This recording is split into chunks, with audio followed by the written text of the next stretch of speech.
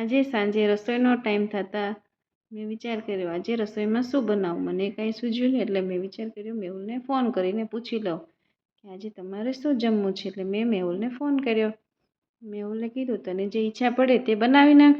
એટલે હું પછી સીધી રસોડામાં ગઈ રસોઈ બનાવવા માટે.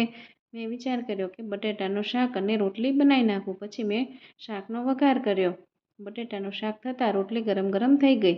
પછી બંને ભાઈઓ જમવા બેસી ગયા.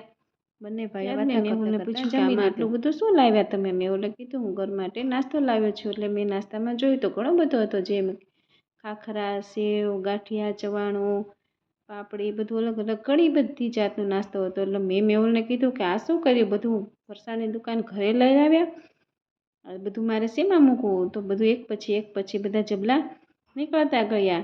બહુ બધો નાસ્તો હતો. મેં પછી 2 ડબ્બા ખાલી કર્યા અને એક પછી એક મૂક્યા નાસ્તો.